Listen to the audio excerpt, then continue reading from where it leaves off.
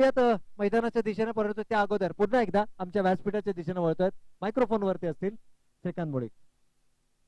मैं प्रतीक ठाकुर से निवेदन करना चाहता हूँ कि अपने मैन ऑफ द मैच की ट्रॉफी यहाँ पर आके लेके जाए. धन्यवाद. थोडंसं आपण मी थांबवतोय आपणास, कारण आपल्या अतिथीमध्ये देखील पाहुण्यांची मांदी आली देखील आपल्याला पाहायला मिळते. कारण या ठिकाणी जर पाहिलं तर प्रसिद्ध युवा उद्योजक प्रवीण शेठ पाटील साहेब यांचं देखील या ठिकाणी शुभ आगमन झालंय.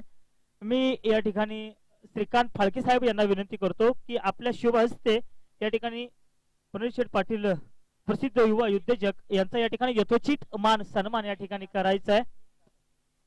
श्रीकांतजी फाळके साहेब यांना विनंती करतो की आपण सुप्रसिद्ध युवा उद्योजक प्रवीण शेठ पाटील साहेब यांचा या ठिकाणी यथोचित मान सन्मान, या स्पर्धेची गोड आठवण, मायेची उबदार शाल देऊन या ठिकाणी या साहेबांचा यथोचित मान सन्मान या ठिकाणी केला जातोय. या स्पर्धेची गोड आठवण म्हणून सन्मान चिन्ह पुष्पगुच्छ देऊन या ठिकाणी साहेबांचा या ठिकाणी यथोचित मान सन्मान केला जातोय. प्रसिद्ध युवा उद्योजक प्रवीण शेठ पाटील साहेब यांचा या ठिकाणी यथोचित मान सन्मान होतोय. तसेच महेशजी गोडसे साहेब यांना विनंती करतो की दिनेश पवार साहेब यांचा देखील आपण यथोचित मान सन्मान करायचा आहे. महेश गोडसे तरडप गाव सरपंच यांच्या शुभ हस्ते या ठिकाणी दिनेश पवार यांचा देखील या ठिकाणी यथोचित मान सन्मान केला जातोय. मायेची उबदार शाल, या स्पर्धेची गोड आठवण म्हणून सन्मान चिन्ह पुष्पगुच्छ देऊन या ठिकाणी यथोचित मान सन्मान दिनेशजी पवार साहेब यांचा या ठिकाणी केला जातोय. निश्चितपणे आलेल्या सर्व पाहुण्या मंडळींचा आमच्या आयोजकांच्या वतीनं, तसेच तुकाराम सरक यांना विनंती करतो की आपण विनय भोईर साहेब यांचा देखील यथोचित मान सन्मान करायचा आहे. या ठिकाणी जर पाहिलं उरणचे एक ठिकाणी युवा प्रसिद्ध उद्योजक प्रवीण शेठ पाटील, दिनेश पवार साहेब असतील, तसे विनय भोईर साहेब यांचा देखील या ठिकाणी यथोचित मान सन्मान निश्चितपणे केला जातोय. तुकारामजी सरक साहेब यांच्या शुभ हस्ते या ठिकाणी आपण पाहू शकाल युट्यूबच्या माध्यमातून हे दृश्य टिपलं गेलं जात आहे. आलेल्या सर्व तमाम क्रीडा रसिकांचं आमच्या आयोजकांच्या वतीनं पुनश्च एकदा रामदास शेवाळे प्रतिष्ठान कळंबोली पुरस्कृत श्री शंभो चषक 2021 या सत्रामध्ये आलेल्या सर्व पाहुणे मंडळींचं पुनश्च एकदा हार्दिक हार्दिक अभिनंदन. तर पुन्हा एकदा आपण मैदानाकडे बोलतोय. जबरदस्त सामना पाहायला मिळतोय. संघर्ष विरुद्ध शिवगर्जना या दोन संघादरम्यान रंगणारी लढत, आणि या लढतीमध्ये आता मात्र तुटून पडला होता ललित केशवान. या ललित केशवान याला रोखलंय. या अगोदर जर पाहिलं ललित यानं प्रहार केला होता, त्यानंतर ललित केशवान याला तंबूच्या आश्रयाला परतवलंय.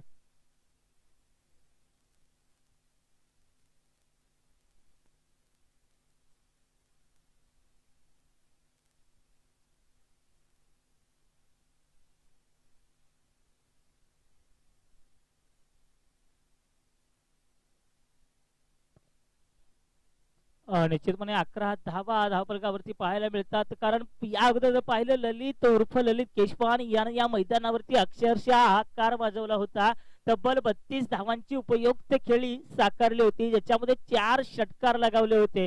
केवळ 5 चेंडूंमध्ये 32 धावांची उपयुक्त खेळी साकारली होती. तो ललित केशवान आता मात्र तंबूच्या आश्रयाला गेलाय. आता मात्र नौका फलंदाज खेळपट्टीवरती येतोय नाना ढेमरे उर्फ किरण. या किरण कशा पद्धतीने या मैदानावरती खेळी साकारतो, तर गोलंदाज आपण पाहतोय उमेश भोईर, ज्या गोलंदाजानं पहिलं षटक हाताळतं. पॉवर प्लेचं षटक आहे आणि या षटकामध्ये पूर्ण आता मात्र भीम यादव छोटा पॅक बडा धमाका.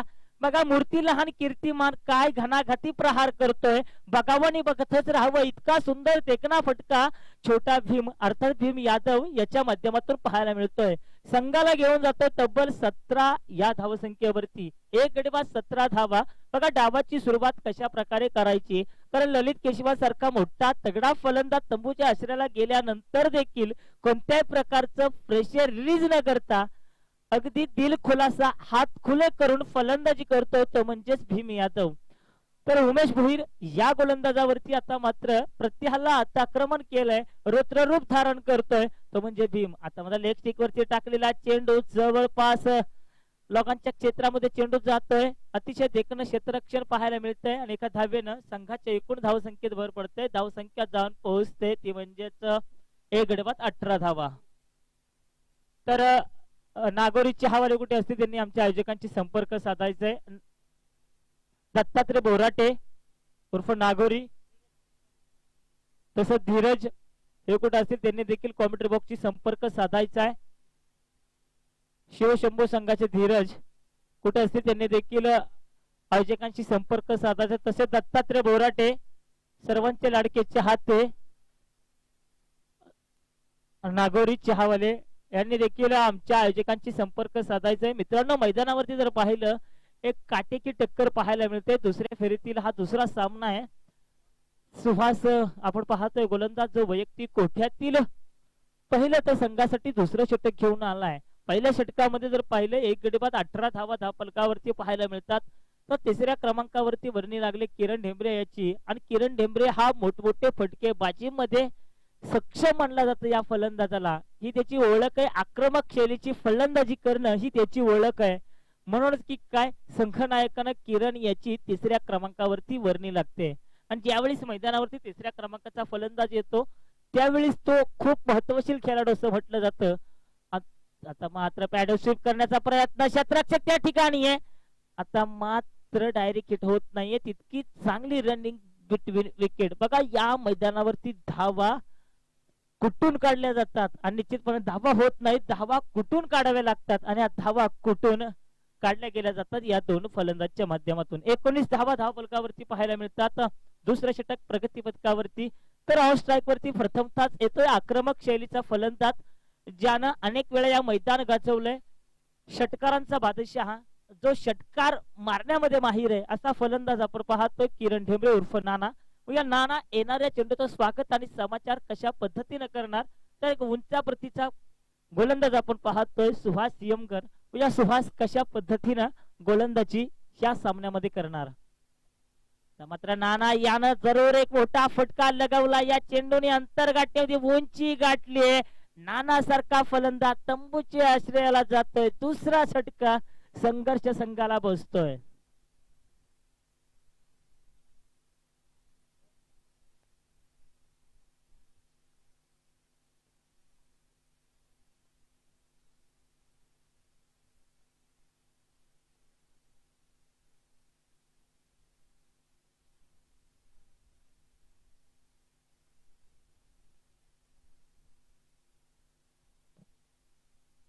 निश्चितपणे या ठिकाणी नाना यांना पहिल्या चेंडूवरती सर या ठिकाणी आक्रमण केलंय. कारण वाऱ्याच्या उलट प्रवाहामध्ये हा नानानं हा फटका लगावलाय. जर निश्चितपणे एलाजी इकडचा एंड जर असता तर नानाचा हा षटकार यदा कदाचित गेला असता. पण नाना कुठेतरी छोटीशी घोर चूक करतोय आणि तंबूच्या आश्रयाला जातोय. आता मात्र नौका फलंदाज आपण पाहतोय सुहास नाळे. सर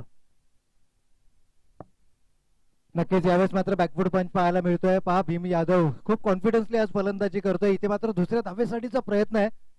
बस संघर्ष संघाच्या संघनायकाची आज जर रणनीती आपण पाहिली, थोडीशी रणनीती मला वाटतं कुठेतरी कमकुवत आहे. किरण ढेंबरेला 3rd क्रमांकावरती प्रमोट करण्यात आलं होतं, कारण ललित केशवंतचा विकेट सामन्याच्या 4थ्या चेंडूवरती गेला होता. तिथून केवळ 2 चेंडू होते आणि संपूर्ण षटक हे एलआयजी एंडकडनं होतं. मंगेश साळुंके हा एक चांगला विकल्प होता ज्यावेळेला एलआयजी एंडकडनं गोलंदाजी केली जाते. इथे मात्र बॅकफुटला जाऊन कट करण्याचा प्रयत्न, बॅटीचा लिडिंग एज आणि फलंदाज भीम यादवची एक वादळी खेळी देखील या ठिकाणी येते संपुष्टात. फलंदाज या ठिकाणी गमावला गेलाय. आणखीन एक फलंदाज मात्र नक्कीच बाद झालाय. आणि शिवगर्जना संघाचा जर आपण विचार केला तर उमेश भोईरचा अनुभव आहे आणि भीम यादव सारखी महत्वाची विकेट इथे गमावल्यानंतर आता मात्र कुठेतरी मानसिक दडपणाखाली नक्कीच आपल्याला संघर्ष संघार पाहायला मिळतोय. एकूण जर पाहिलं तर दुसऱ्या फेरीतील दुसरी लढत, पहिला सामना आपण पाहिला, दुसऱ्या फेरीतील पहिला सामना स्मॅश विरुद्ध एकता संघानं आपली विजयी घोडदौड मात्र या स्पर्धेमध्ये कायम ठेवले. एक ताकदवर संघ म्हणून या संघाकडे नक्कीच पाहिला जातो. आणि एकूण धावसंख्येचा विचार केला तर आता मात्र तिसरा फलंदाज मैदानातून तंबूच्या आश्रयाला जातोय संघर्ष संघाचा. आणि धावसंख्येचा जर विचार केला तर शाहिद आमच्यापर्यंत माहिती देत आहेत 21 धावा धावफलकावरती. शाहिद खान कुर्ला या स्पर्धेसाठी ऑफिशियल स्कोरर म्हणून नक्कीच आपल्याला पाहायला मिळतात. याचं कारण आहे की या स्पर्धेमध्ये सर्वोत्कृष्ट खेळाडू अर्थातच मालिका वीरसाठी 32 इंचेस एलईडी टीव्ही आहे. त्याचबरोबर जर आपण पाहिलं सर्वोत्कृष्ट फलंदाजासाठी कूलर, सर्वोत्कृष्ट गोलंदाजासाठी कूलर आणि सर्वोत्कृष्ट क्षेत्ररक्षकासाठी ब्रँडेड स्पोर्ट शूज या स्पर्धेच्या आयोजकांच्या माध्यमातून. यावेळेस Rahul Chakrapani reverse sweep attempt केला आहे आणि रिव्हर्स स्वीप इथे मात्र सक्सेसफुल होतोय. थर्ड मॅन रिझन मधून गोळीच्या वेगानं चेंडू मात्र सीमारेषा ओलांडतोय. दणदणीत चौकार. पण लेफ्ट हँडेड बॅट्समन मैदानावरती का असणं गरजेचं आहे हे मात्र या फटक्यातून दाखवून दिलंय. जरी उजव्या हाताचा फलंदाज राहुल असला तरी राहुलकडे क्षमता आहे रिव्हर्स स्वीप फटके खेळण्याची आणि आल्या आल्या जणू मैदानात येतानाच तो सेट होऊन आला होता की गेल्यावरती मला त्या ठिकाणी हा फटका खेळायचा ही मानसिकता होती. आणि हा जो अप्रोच आहे तुमचा पॉझिटिव्ह अप्रोच तुमच्यामध्ये असणं गरजेचं आहे. मंगेश साळुंकेची विकेट इथे का अद्याप मागे ठेवली हे देखील कॅल्क्युलेशन थोडंसं, कारण कदाचित शेवटच्या षटकामध्ये मोठी फटकेबाजी करण्याचा निर्णय असेल. इथे मात्र पुरेपूर वापर केला जातोय. एक कलात्मक फटका आणि यावेळेस मात्र फाईन लेगचं क्षेत्र निवडलंय. चेंडू जातोय one bounce into the fence. चौकार. आणि या बॅक टू बॅक दोन चौकारांना मात्र संघाची एकूण धावा संख्या धावफलकावरती 29 धावा पाहायला मिळत आहेत. श्रीकांत इथे मात्र दुसऱ्या षटकाच्या समाप्त्याखेर 14.5च्या सरासरीनं तब्बल 29 धावा धावफलकावरती आल्या. ज्या धावगतीची अपेक्षा होती संघर्ष संघाकडून ती धावगती मात्र नक्कीच या ठिकाणी उभारली गेली. परंतु हे विसरून चालणार नाहीये. तुम्ही अशा संघासमोर धावा सेट करताय ज्या संघानं 4 षटकात 60 धावांचा यशस्वी पाठलाग केलाय. ज्या संघामध्ये उमेश भोईर सारखा अनुभवी आणि ताकदवान फलंदाज आहे. खरं पाहता उमेश भोईर त्यानंतर दादा भोईर हे असे खेळाडू आहेत की जे ग्रामीण संघातून एकत्र खेळतात. आणि आज जर इंटर कॉलनीचा आपण विचार केला तर एकीकडे उमेश भोईरचा अनुभव आहे तर दुसरीकडे दादा भोईरचा अष्टपैलू खेळ आहे. त्यामुळे हा जो बॅटल असेल तो बॅटल देखील खेळाच्या उत्तरार्धामध्ये खूप महत्वपूर्ण असेल. म्हणजेच इथे कोण कोणावरती वर्चस्व प्रस्थापित करणार यावरती देखील या सामन्याचं पूर्णपणे भवितव्य अवलंबून असणार. परंतु इथून मात्र उमेश भोईर पुन्हा एकदा गोलंदाजीच्या बहुल्यावरती आपल्याला पाहायला मिळतोय. आणि उमेश भोईर विरुद्ध सुहास नाळे हा देखील बॅटल आपल्याला या मैदानावरती नक्कीच पाहायला मिळणार आहे. या वर्षीचा क्रिकेट हंगामामध्ये सुहास नाळेचा जर आपण फॉर्म पाहिला तर थोडासा 50-50 असा फॉर्म या खेळाडूचा पाहिला. काही स्पर्धा त्यांना आपल्या फलंदाजीच्या माध्यमातून गाजवल्या, काही स्पर्धेमध्ये त्याला अपयशाला सामोरं जावं लागलं. परंतु ही अशी स्पर्धा आहे, एक दर्जेदार अप्रतिम क्रिकेटची स्पर्धा आपण या ठिकाणी पाहतोय. रामदास शेवाळे प्रतिष्ठान कळंबोली पुरस्कृत शिवशंभू क्रिकेट संघ कळंबोली आयोजित शिवशंभू चषक 2021 ची ही स्पर्धा. आणि या स्पर्धेमध्ये सर्वोत्तम कामगिरी करण्याची मनशा, जिद्द, उराशी बाळगून हा खेळाडू मात्र मैदानाच्या आतमध्ये आलाय. एक विस्फोटक फलंदाजामध्ये या खेळाडूची ओळख आहे, परंतु ती आक्रमकता, तो विस्फोटक खेळ या मैदानावरती तुम्हाला दाखवावा लागेल. उमेश भोईरच्या अखेर काय स्ट्रॅटर्जी असेल ती फलंदाज सुहास नाळेची. पहिला चेंडू मात्र अक्षरशः खोदून काढलाय. पहा सुहास नाळेचे वीक झोन काय आहेत हे मात्र उमेशला चांगलं माहिती आहे. प्रत्येक खेळाडू जो या स्पर्धेमध्ये खेळतो तो प्रत्येक खेळाडू आपल्या प्रतिस्पर्धी संघातील खेळाडूचे वीक झोन आणि स्ट्रॉंग झोन काय आहेत हे ओळखतो. इथे मात्र फुलर लेनचा चेंडू होता, यॉर्कर चेंडूचा मारा केला गेला. आणि उमेशची गोलंदाजी करताना जर शैली आपण पाहिली तर अगदी फर्स्ट फिंगर आणि थंब या दोन बोटांमध्ये तो चेंडू ग्रिप करतो आणि तिथून मात्र गोलंदाजी फेकली जाते. म्हणजेच एक अचूक दिशेवरती चेंडूचा मारा करण्यासाठी हा गोलंदाज ओळखला जातो. यावेळेस मात्र मोठा फटका खेळण्याचा मानस होता. डीप मध्ये कोणताही क्षेत्ररक्षक त्या ठिकाणी नाहीये आणि फलंदाज राहुलला मात्र इथे आपली महत्वपूर्ण विकेट गमवावी लागते. थोडासा बॉडी बॅलन्स गेलाय, स्लिप झालाय आणि इथे मात्र फलंदाज राहुल बाद होतोय. चौथा फलंदाज गमावला गेलाय तो संघर्ष संघाचा. कदाचित या ठिकाणी दादा भोईर मैदानाच्या आतमध्ये येत आहेत. आणि दादा भोईर उमेश भोईर ही जोडी जर आपण पाहिली तर ग्रामीण क्रिकेटमध्ये खेडूपाडा संघाकडून एकत्रपणे खेळतात. आणि इथे मात्र हा बॅटल नक्कीच आपल्याला येणाऱ्या षटकामध्ये पाहायला मिळेल. पण तो थोडासा नाराज असेल कारण आज चेंडू चांगला मिडल ऑफ द बॅट घेत होता राहुल. एक चांगल्या फ्लो मध्ये त्याची फलंदाजी पाहायला मिळाली होती आणि जो कॉन्फिडन्स लेवल आहे तो एका वेगळ्या उंचीवरती होता या खेळाडूचा. परंतु दुर्दैव पॉपिंग क्रीजच्या बाहेर सापडला, थोडासा बॉडी बॅलन्स गेला आणि तिथून मात्र आपली विकेट गमवावी लागली ती राहुल चक्रपाणी या खेळाडूला. परंतु स्ट्रायकिंग एंड वरती फलंदाज सुहास नाळे. इथे मात्र पुन्हा एकदा फुलर लेनचा चेंडू होता, उंची दिली गेली होती चेंडूला. मिड विकेट रिझन मध्ये क्षेत्ररक्षक चेंडूवरती येतोय, सिंगल मात्र मिळते. दादा भोईर आहे, उंच फटके मारण्यासाठी हा फलंदाज ओळखला जातो. फारसे रनिंग बिटवीन द विकेट तितकीशी चांगली नाहीये.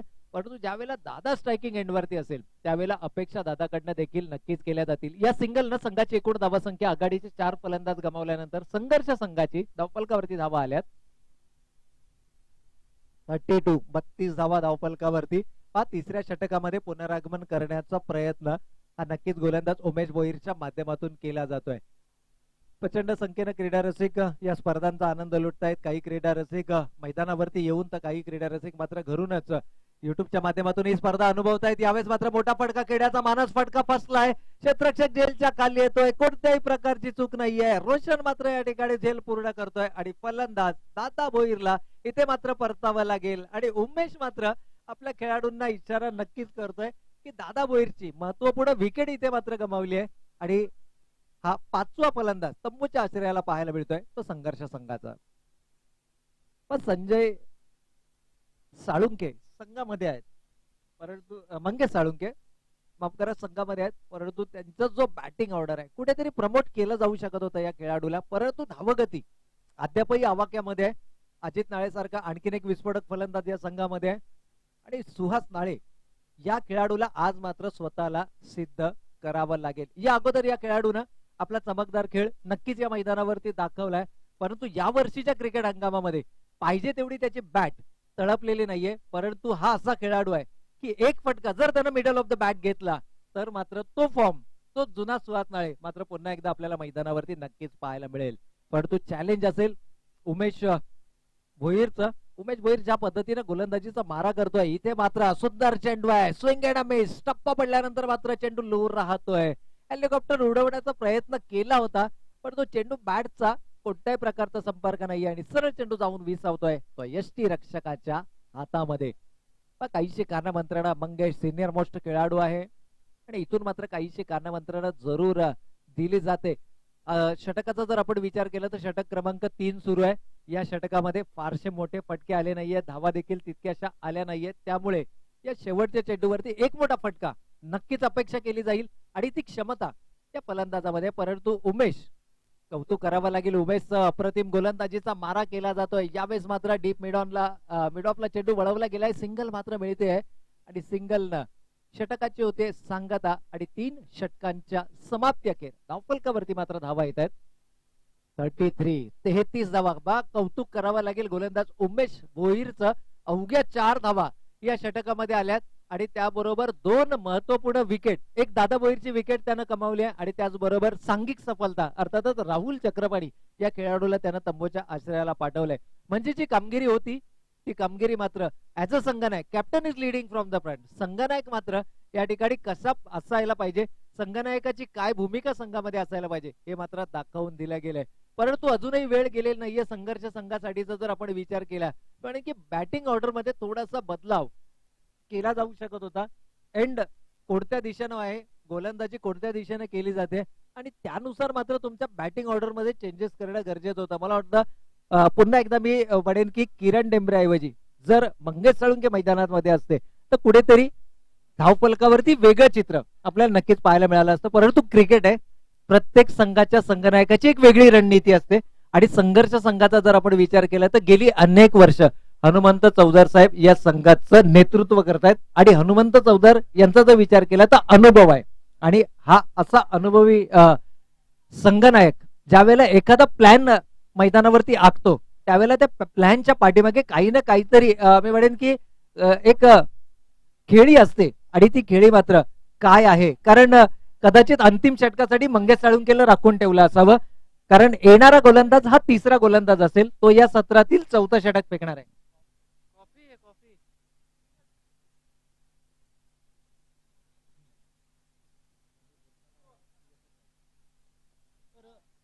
तर नक्कीच या ठिकाणी कदाचित ज्या रणनीती अनुसार मंगेश साळुंकेला मागे ठेवण्यात आलं होतं कदाचित ती रणनीती या ठिकाणी सफल होते. कारण सागरचा जर आपण विचार केला तर हा 3रा गोलंदाज आहे जो या सत्रातील 4थं आणि अंतिम षटक फेकणार आहे. 33 धावा धावफलकावरती आल्यात. इथून मात्र 15 ते 17 धावा शोधण्याचा प्रयत्न असेल. यावेळेस back to the bowler, drive आणि सरळ चेंडू जाऊन यष्ट्यांचा वेध घेतोय आणि फलंदाज मंगेश मात्र पॉपिंग क्रीजच्या बाहेर सापडतायत आणि फलंदाज इथे मात्र गमावला गेलाय. फलंदाज बाद होतोय. हा 6वा फलंदाज गमावलाय तो संघर्ष संघानं.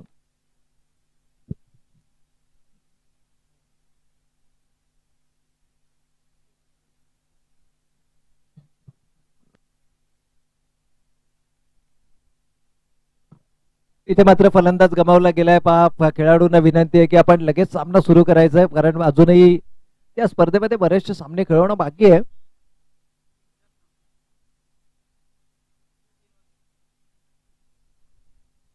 इथे मात्र फलंदाज गमावला गेलाय. मंगेश साळुंके बाद होतोय. 6वा फलंदाज इथे मात्र संघर्ष संघानं गमावलाय. आणि यावेळेस दोन बंधू अर्थातच सुहास नाळे आणि अजित नाळे, नाळे बंधूंची जोडी यावेळेस मात्र मैदानाच्या आतमध्ये आहे. क्षमता आहे दोनही फलंदाजांमध्ये मोठे फटके खेळण्याची आणि गरज देखील आहे, कारण 33 धावा धावफलकावरती आल्या. तुम्हाला कमीत कमी 45+ धावा या धावफलकावरती उभा राहाव्याच लागतील. अजूनही जर आपण पाहिलं तर शेवटच्या षटकातील 5 चेंडूंचा खेळ येणं बाकी आहे आणि या 5 चेंडूंमध्ये कमीत कमी 12 ते 15 धावा जर तुम्ही धावफलकावरती उभारू शकलात तर मात्र एक सन्मानजनक धावसंख्या नक्कीच म्हटली जाऊ शकते. पुन्हा एकदा back to the bowler drive. आता मात्र इथे कोणता फलंदाज बाद असेल, मला वाटतं कदाचित अजितला परतावं लागेल.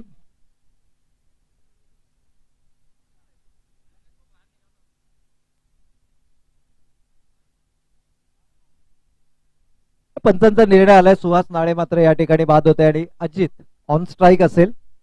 थोडीशी पडझड संघर्ष संघाची.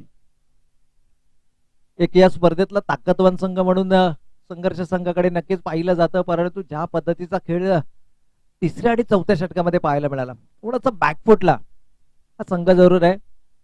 परंतु क्रिकेट आहे, क्रिकेटमध्ये तुर्तास कोणत्याही प्रकारचं भाकीत करणं इथे योग्य ठरणार नाहीये. शेवटचे अजूनही काही चेंडू शिल्लक आहेत. कितपत धावा धावफलकावरती येतात, कारण प्रतिस्पर्धी संघाचा जर आपण विचार केला तर याच संघानं 60 धावा, एकूण धावा संख्या धावफलकावर 33 धावा आहेत.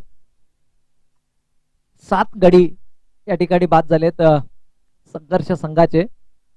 आणि 9 फलंदाज नॉन स्ट्रायकिंग एंडला मात्र आपण पाहतोय सागर. यावेळेस रिव्हर्स स्वीप अटेम्प्ट करण्याचा प्रयत्न, चेंडू बॅटचा संपर्क नाहीये. पहा इथे मात्र जबाबदारीनिशी खेळ करावा लागेल. काही वेळेला तुमचे जे प्लॅन आहेत हे परिस्थिती अनुरूप तुम्हाला बदलावे लागतात आणि इथे काहीशी कानमंत्रणा जरूर दिली जाते. मेसेज असेल पॅव्हेलियन मधून, पण दादा भोईरचा योग्य वापर केला नाहीये. दादा भोईरला देखील प्रमोट केलं जाऊ शकत होतं, क्षमता आहे, कारण उमेश भोईरची गोलंदाजी कशा पद्धतीची आहे. नेटमध्ये हे दोनही खेळाडू सातत्यानं एकमेकांसमोर येत राहतात. यावेळेस मात्र पुन्हा एकदा चांगला चेंडू आहे. सागरचं मात्र कौतुक नक्कीच इथे करावं लागेल. पहा पंचांकडे आचारभूत नजरेनं पाहिलं गेलं होतं. फारशी अपेक्षा अंतिम षटकामध्ये नक्कीच तुम्ही पंचांकडून करू शकत नाहीये. आणि हा लिगल डिलिव्हरी आहे, चांगला चेंडू आहे. टप्पा पडल्यानंतर मात्र चेंडू सरळ निघतोय.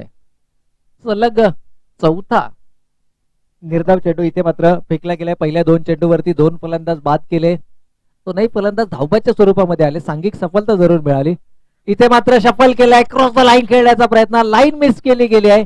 5वा निर्धाव चेंडू या ठिकाणी फेकला जातोय आणि फलंदाज मात्र गमावला जातोय. संघर्ष संघाचा 8वा फलंदाज ते मात्र बाद होतोय. पण अंतिम षटकामध्ये एकही धाव अद्याप धावफलकावरती आले नाही. थोडंसं खराब क्रिकेट अंतिम षटकामध्ये पाहायला मिळाला तो संघर्ष संघाच्या माध्यमातून. आणि तितकंच चांगला खेळ हा शिवगर्जना संघाच्या एक चांगल्या लय मध्ये, आज एका चांगल्या फॉर्म मध्ये नक्कीच आपल्याला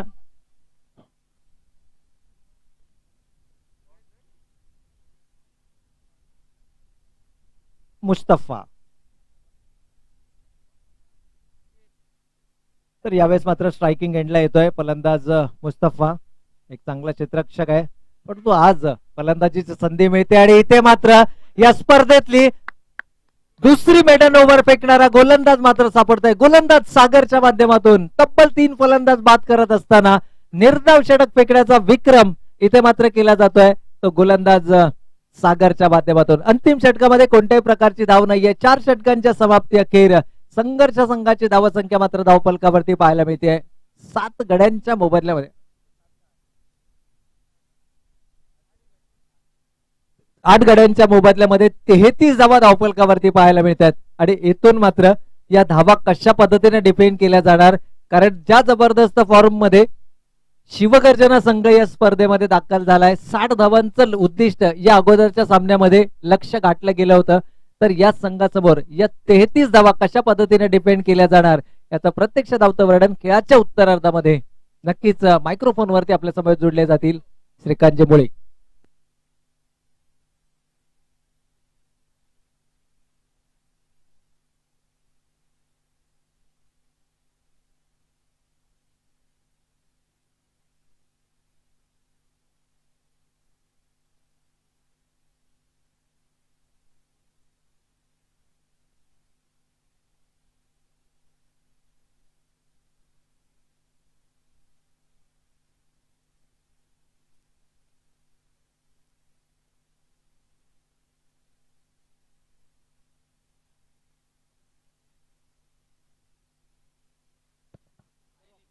धन्यवाद.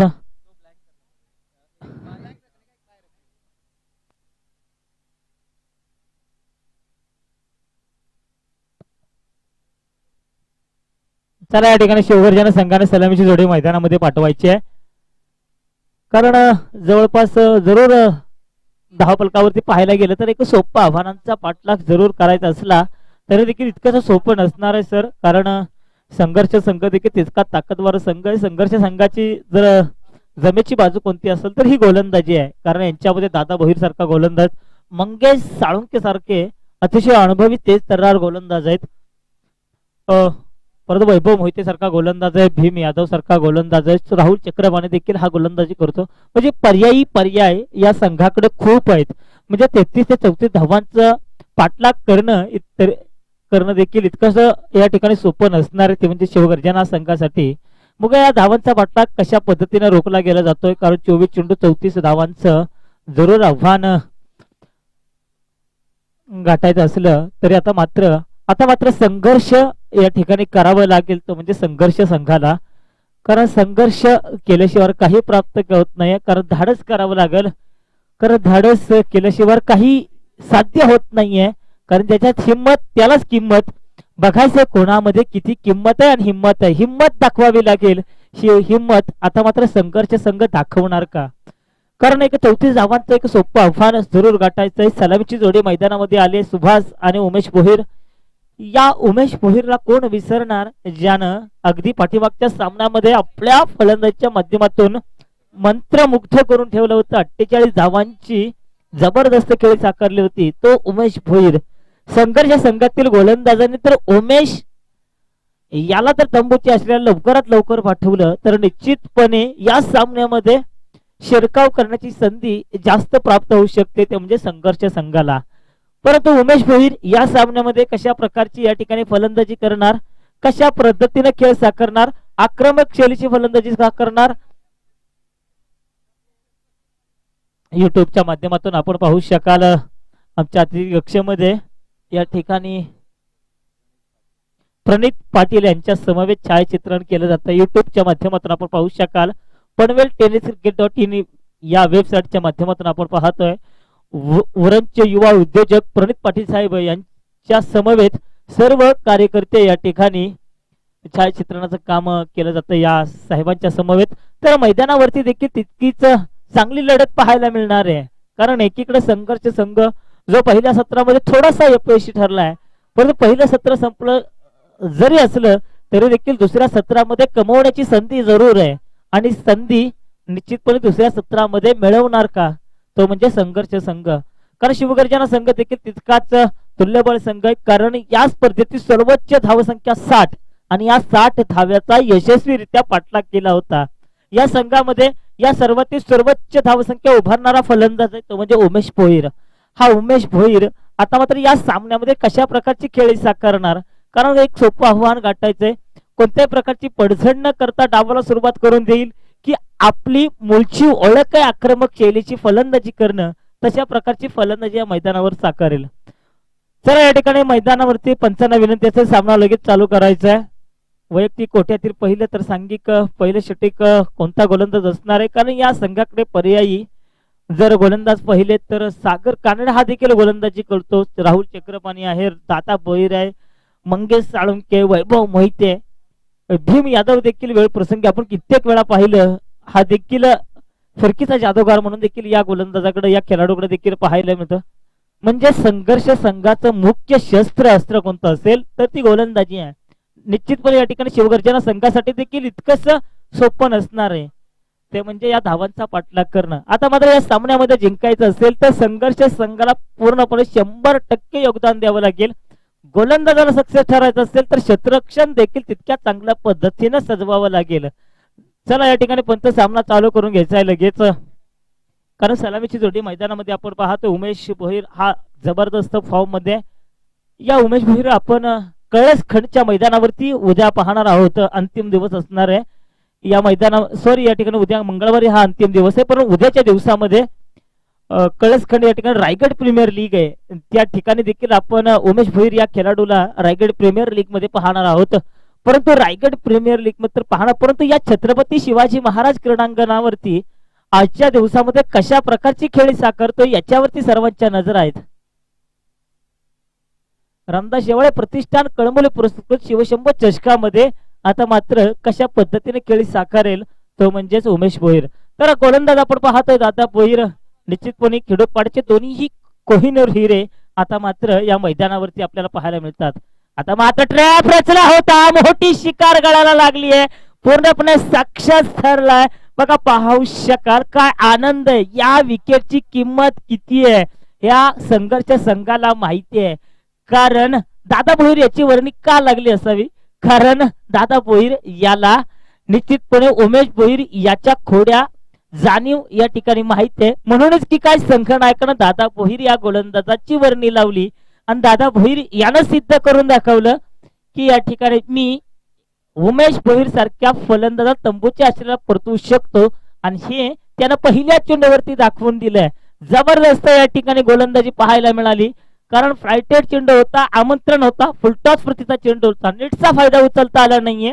म्हणूनच की काय राहुल चक्रपाणी हा क्षेत्ररक्षक त्या ठिकाणी होता आणि राहुल चक्रपाणी यानं अगदी सहजरित्या तो झेल टिपला.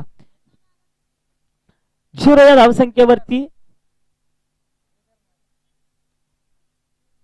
पहिल्या चेंडूवरती अनिश्चितपणे उमेश भोईर सारखी एक मोठी शिकार गाळायला लागली. आता मात्र दडपणाखाली जरूर वावरताना पाहायला मिळणार यात मात्र शंका नाहीये.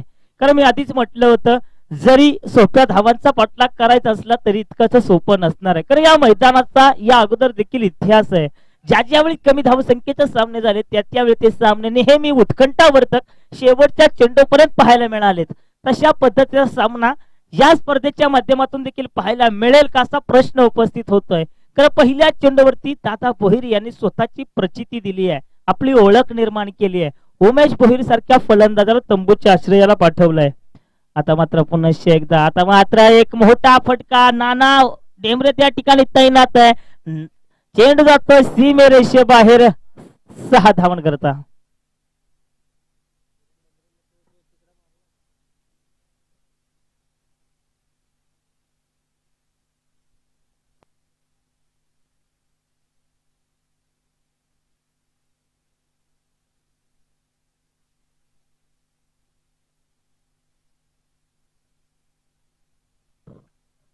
तर नक्कीच या ठिकाणी मात्र मोठा फटका येतोय. आपण पाहिलं हलकासा वर पिच चेंडू होता आणि त्या चेंडूला मात्र बॅटच्या रडार मध्ये घेतलाय, षटकार आलाय.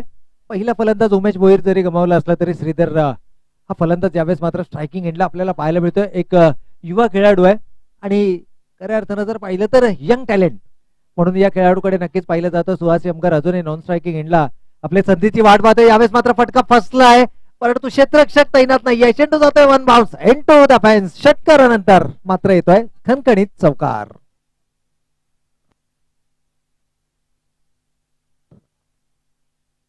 या ठिकाणी आपण पाहिलं तर बॅटचा जर फ्लो आपण पाहिला, आडव्या बॅटनं हा फलंदाज प्रत्येक चेंडूवरती प्रहार करतोय. कदाचित रणनीती थोडीशी इथून मात्र बदलली जाईल, कारण फुलर लेनचे चेंडू होते दोनही, आणि त्या दोनही फुलर लेन चेंडूला मात्र बॅटच्या पट्ट्यामध्ये घेतलं, मिडल ऑफ द बॅट घेतलंय. पहिल्यांदा जर आपण पाहिलं तर उत्तुंग षटकार पाहायला मिळाला फलंदाज श्रीधरच्या बॅटमधनं. त्यानंतर मात्र एक चेंडू वन बाउन्स चौकार पाहायला मिळाला. हा चेंडू मैदानाच्या आतमध्ये मॅच बॉल प्लीज त्या ठिकाणीचे क्रीडा असे काय त्यांना विनंती आहे की चेंडू आपण मैदानाच्या आतमध्ये द्यायचंय. कदाचित मला वाटतं तो टेंट उभारण्यात आलाय, त्या टेंट वरती शिवशंभो संघाच्या टेंट वरती तो चेंडू गेलाय. त्यामुळे मी विनंती करतो स्वयंसेवक आपण चेंडू घेऊन मैदानाच्या आतमध्ये जायचं. येस, या ठिकाणी मॅच बॉल आलाय पुन्हा एकदा मैदानाच्या आतमध्ये, आणि आता मात्र रणनीती बदलली जाते. पहा डीप मिड विकेट आणि डीप स्क्वेअर लेग, दोन क्षेत्ररक्षक 38 सर्कल बाहेर. थोडासा विचार विनिमय केला प्रमुख खेळाडूंनी. दादा भोईर समवेत हनुमंत चौदार संघामध्ये नक्कीच नाहीयेत. गेली 2-3 टुर्नामेंट झाला आपण पाहतोय हनुमंत चौदार या संघाला मात्र बाहेरून ऑपरेट करतायत, प्रत्यक्ष मैदानाच्या आतमध्ये नाहीयेत. त्यामुळे कुठेतरी थोडासा प्रेशर जो आहे तो प्रेशर खेळाडूंवरती पाहायला मिळतो. दादा भोईरचा विचार केला तर या संपूर्ण स्पर्धेतला सर्वात उंचपुरा खेळाडू म्हणून या खेळाडूकडे पाहिलं जातं. आपल्या उंचीचा योग्य वापर तो सातत्यानं गोलंदाजी वगैरे करत असतो, परंतु इथे कौतुक श्रीधरचं देखील करावं लागेल. पहा उमेश भोईर सारखा मोठा मोहरा पहिल्या चेंडूवरती गारद झाल्यानंतर आपली जबाबदारी काय, आपला खेळ काय, आपली स्ट्रेंथ काय हे मात्र या खेळाडूने या मैदानावरती दाखवलंय. दादा भोईर सारख्या अनुभवी गोलंदाजावरती इथे मात्र 2 घणाघाती प्रहार करत 10 महत्वपूर्ण धावा धावफलकावरती उभारल्या गेल्या. विजयासाठी लक्ष आहे 34 धावांचं. आणि इथे मात्र उजव्याची बाहेरचा चेंडू आहे, मिड ऑफच्या डोक्यावरून यावेळेस मात्र फटका एक्झिक्यूट केलाय. क्षेत्ररक्षक राहुल चक्रपाणी चेंडूचा प्रयत्न अडवण्याचा, मात्र चेंडू अवाक्याच्या बाहेर. चौकार.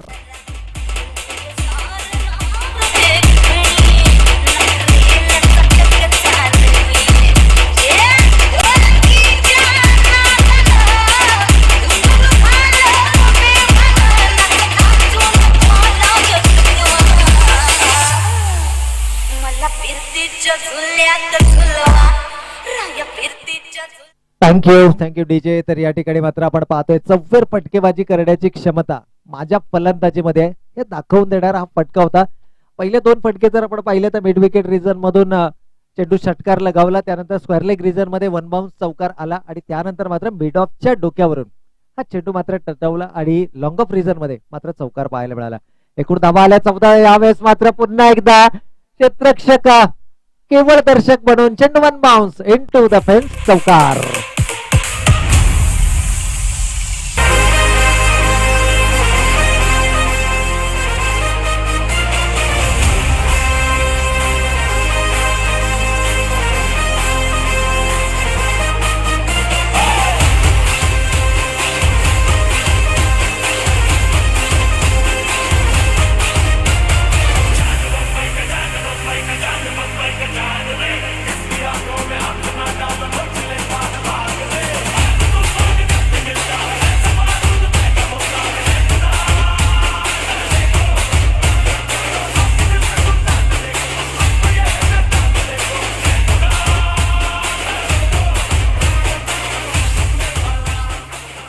इथे मात्र आक्रमक फलंदाजी काय असते, पॉवर प्ले मध्ये कशा पद्धतीने फलंदाजी केली जाते हे मात्र फलंदाज श्रीधरनं यावेळेस मात्र मैदानावरती दाखवून दिलंय.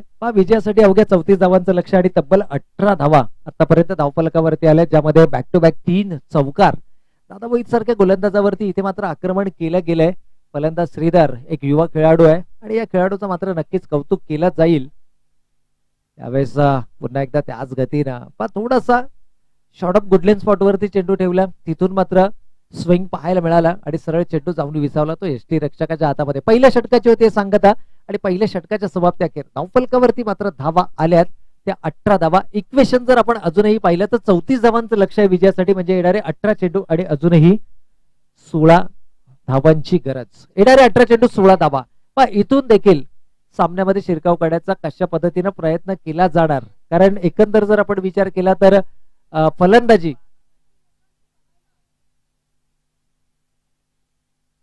फलंदाजीचा जर आपण विचार केला तर उमेश भोईर बाद झाल्यानंतर असं वाटलं होतं की कदाचित संघर्ष संघाचे आघाडीचे गोलंदाज इथे आपलं वर्चस्व प्रस्थापित करतील, आपलं वर्चस्व नक्कीच गोलंदाजीच्या माध्यमातून दाखवतील, परंतु कदाचित या ठिकाणी जो आक्रमण केला गेला थोडस या सामन्यामध्ये शिरकाव करण्याची संधी दिली गेली शिवगर्जना संघाच्या या आघाडीच्या फलंदाजाच्या माध्यमातून. इथे मात्र पुन्हा एकदा चेंडू सोपवला गेलाय, तो गोलंदाज सागरच्या हातामध्ये. कदाचित मंगेश साळुंकेचा वापर होणं अपेक्षित होतं, जेणेकरून विकल्प खुला झाला असता की मंगेशला देखील 2 षटकं टाकण्याची संधी मिळाली असती. थोडंसं मी म्हणेन की आज फिजिकली अनफिट असावा, या व्यतिरिक्त दुसरं कोणतंही कारण नसेल, कारण दादा भोईर आघाडीचा गोलंदाज थोडासा अपयशी ठरलाय. तिथे मात्र दुसरं षटक अपेक्षा होती मंगेश साळुंकेची, परंतु चेंडू सोपवला गेला, तो गोलंदाज सूरजच्या हातामध्ये, सागरच्या हातामध्ये. त्यामुळे कदाचित सागरकडून 2 षटकं फेकण्याची अपेक्षा असेल.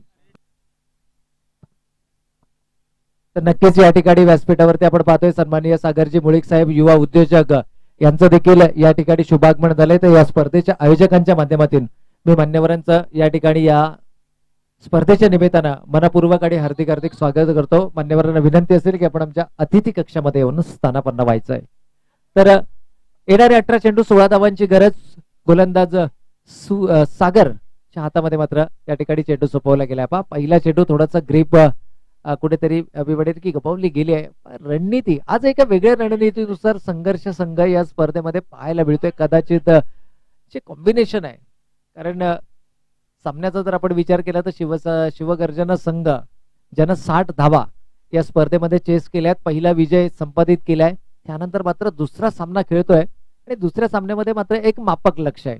आणि हे मापक लक्ष कशा पद्धतीनं पार केलं जाणार, कारण श्रीधरनं आक्रमक खेळ या मैदानावरती दाखवला. इथे मात्र दुसऱ्या धावेसाठीचा प्रयत्न होता आणि 2 धावा देखील सहजगत्या इथे पूर्ण केल्या जात आहेत.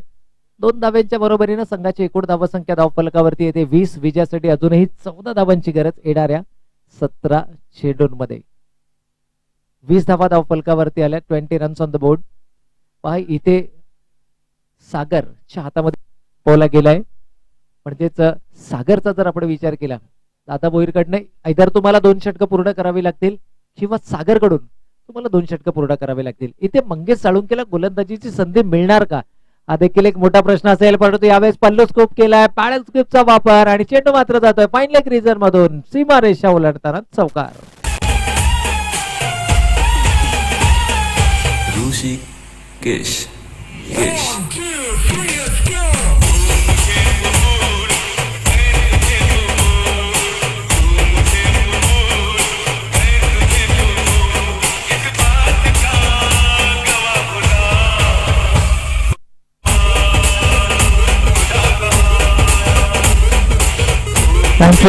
Thank you DJ. तर या ठिकाणी मात्र अप्रतिम फटका, कलात्मक फटके पाहायला मिळत आहेत. गोलंदाजावरती अक्षरशः वर्चस्व प्रस्थापित केलंय. पहिल्या चेंडूवरती जिथे उमेश बाद झाला असं वाटलं कदाचित हा सामन्यामध्ये शिरकाव करण्याचा प्रयत्न संघर्ष संघाच्या माध्यमातून केला जाईल, परंतु काही असे निर्णय संघर्ष संघाचे होते की जिथे पहिल्या सत्रामध्ये धावा उभारता आल्या नाहीत आणि तिथून मात्र थोडासा बॅकफुटवरती हा नक्कीच संघ आपल्याला पाहायला मिळाला. यावेळेस मात्र कव्हर रिजन निवडलं गेलंय हलक्या हातानं, पण कॅल्क्युलेटेड रिस्क घेतली जाते. सुहास यमगरचा जर आपण विचार केला तर क्षमता याही फलंदाजामध्ये आहे, परंतु यावेळेस मात्र थोडासा संयम मैदानावरती नक्कीच दाखवला जातोय. सुहास यमगरच्या माध्यमातून संयमी खेळी साकारतोय. सुहासनं ओळखलंय की विजय इथून प्रस्थापित करणं ही आवाक्यामध्ये गोष्ट आहे. फक्त तुम्हाला संयमानं खेळ मैदानावरती करावा लागेल. जर तुम्ही संयमानं मैदानावरती उभा राहिलात तर धावा आपोआप धावफलकावरती येतील. इथे मात्र सागर आपल्या षटकातील पुढचा चेंडू पुन्हा एकदा डीप मध्ये क्षेत्ररक्षक तैनात आहे भीम यादव आणि सिंगल मात्र मिळते. चांगला चेंडूची अडवणूक केली गेली आहे, तितकी चांगली चेंडूची फेकी देखील पाहायला मिळाली आहे. पण ती जिथे गरज होती तिथे मात्र या सामन्यामध्ये कुठेतरी बॅकफुटला ढकलला गेला संघर्ष संघ. तिथून मात्र आपण पाहिलं की जो दबाव आहे तो दबाव पूर्णपणे संघर्ष संघावरती नक्कीच पाहायला मिळाला आहे. गोलंदाज Sagar left arm over the wicket पंचांच्या उजव्या बाजूनं. यावेळेस मात्र दिशेवरचं नियंत्रण हरपलं गेलंय. उजव्या यष्टीच्या खूपच बाहेर हा चेंडू निघतोय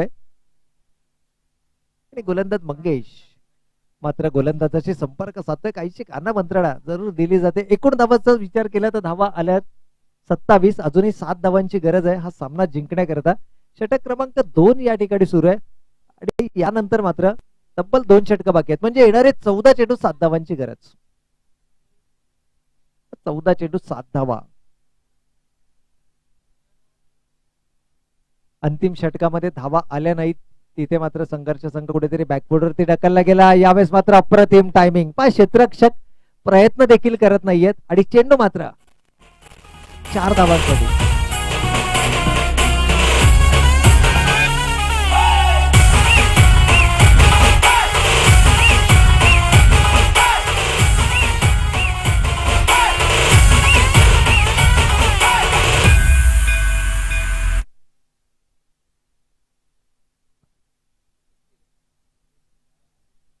थँक्यू डीजे. आणि इथे मात्र पुन्हा एकदा मोठा फटका. मुस्तफा झेल खाली येण्याचा प्रयत्न करतोय. झेल देखील पूर्ण केला जाणार. परंतु या ठिकाणी मात्र सामना बऱ्यापैकी आवाक्यामध्ये आणलाय शिवगर्जना संघानं.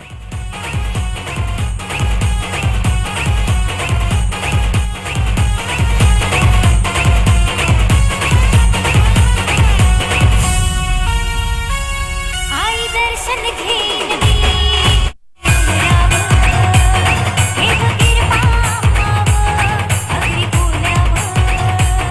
आई दर्शन घेन तुझे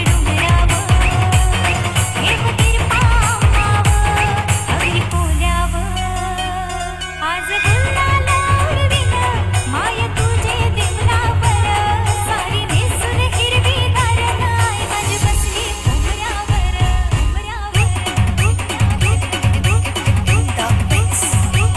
तुझा पहिला गाईत मी तुझे डोंगरावर हे बघीर पामावर अगदी पोल्यावर.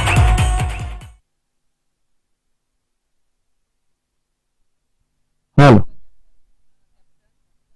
तर चला विनंती असेल जंक्शन संघाचा संघनायक आपण लगेच संपर्क करायचा आहे. त्याचबरोबर या सामन्यातील विजेत्या संघाचा संघनायक आणि अर्थातच एकता संघाचा संघनायक. एकता आणि या सामन्यातील विजेत्या संघामध्ये लॉट्स होईल. त्यातून एक संघ पुढे चाल दिली जाईल तर उर्वरित संघाला जंक्शन संघाबरोबर सामना खेळावा लागेल. तर जंक्शन संघ आपण यायचंय. या ठिकाणी भीम यादवचा वापर केला जातोय. विकल्प आहे भीम यादव. रेग्युलर गोलंदाज नाहीये. एक पार्ट टाइम गोलंदाज म्हणून नक्कीच या संघामध्ये या गोलंदाजाची वर्डी लागते. एकंदर जर विचार केला मुस्तफा आमच्यापर्यंत माहिती देत आहेत. माफ करा शाहिद आमच्यापर्यंत माहिती देत आहेत. इथे मात्र सलग दुसरा निर्धाव चेंडू. सलग 2 निर्धाव चेंडू आलेत. अजूनही समीकरणाचा जर आपण विचार केला तर 3 धावांची गरज आहे अजूनही येणाऱ्या 9 चेंडू मध्ये. यावेळेस मात्र रिव्हर्स अटेम्प्ट केला गेलाय आणि याचबरोबर हा विजयी चौकार मात्र फलंदाज सागरच्या बॅटमधून आपल्याला पाहायला मिळतोय. तर विजेत्या संघाचं हार्दिक हार्दिक अभिनंदन. पराभूत संघाला मात्र त्यांच्या पुढील वाटचालीसाठी खूप साऱ्या शुभेच्छा. तर चला शिवगर्जना संघाचा संघनायक, एकता संघाचा संघनायक आणि त्याचबरोबर हा सामना या पुढील फेरीतला सामना खेळण्यात